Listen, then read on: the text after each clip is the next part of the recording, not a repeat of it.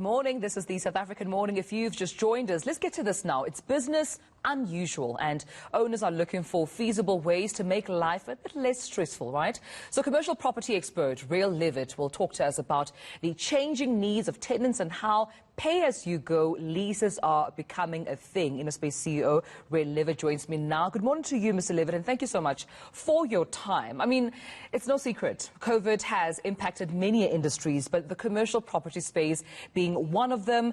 Clearly, we are seeing more vacancies. I mean, when you drive through office parks or business parks, we're seeing more vacancies, and this is due to the lockdown. I mean, in many ways, the property market had been under pressure for some time, and Corona really just tipped it and accelerated the problems that were there in the different sectors of commercial property, largely from retail property through to offices. I mean, I often say Zoom in many ways has actually killed the office property market through to the industrial property market. So it's an industry that was under pressure prior to Corona, and of course Corona just really sped up all the problems and all the issues that were always there. Yeah, so what are your predictions then? How do we get innovative with the space that's already there? Yeah. So in many ways, I mean, if you think of it, the competition for real estate is not other real estate, or perhaps there's a level of oversupply.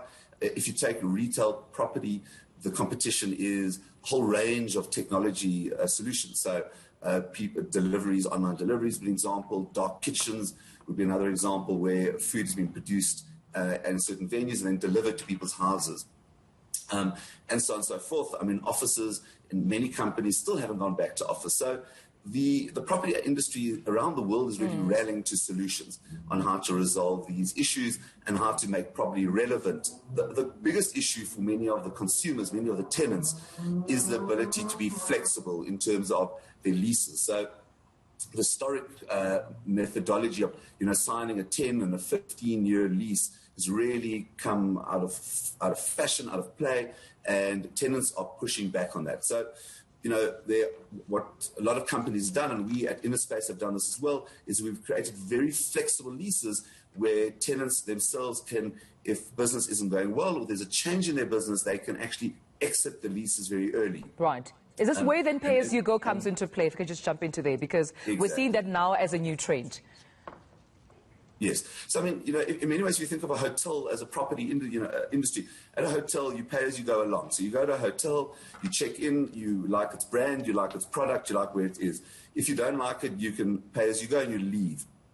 Unfortunately, in larger real estate, often because of the capital nature of those properties, it's not that easy. But the pay-as-you-go model, which we introduced quite early on in Corona, says to the tenants, look, we believe that you will come to us and stay with us because you're getting value. But if you're not getting value or your business has changed, which many have, you can actually exit and you can pay as you go along. And it's been a great success story. Yeah, we're talking about commercial real estate here, but I mean, when we just look at residential, clearly we're seeing residential, properties being turned into offices as well. Is this what we're seeing now, even when we look at residential real estate, where, someone would be buying a house and one of the things they would look for, besides the kitchen looking great and the main bedroom being en suite, is, hey, do you have office space, a space where I can use to equally work?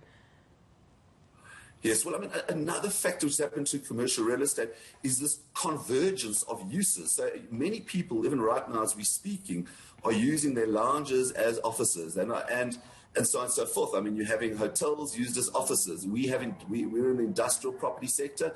We'll have industrial properties being used as offices and as retail. And so you've got this mishmash, the sort of traditional zones of having that's a shop and that is a house and that is an industrial factory, is merging in many instances for the consumer to make it cheaper for them to operate. And so many people will have already realized that their lounges and bedrooms have actually become their offices.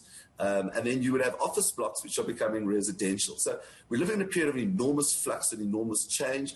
In my view, it's a long time coming, and in every way, it absolutely is advantageous to the consumer, because shorter leases should be making it cheaper for consumers and actually making commercial real estate a much more easy asset class than one where you just have to have long leases and adhere to what a landlord wants. Well, you know, so much to consider there if you are a landlord or a tenant. But thank you so much for giving us much needed clarity, Rael. That's the CEO of eNCA, Rael Levitt.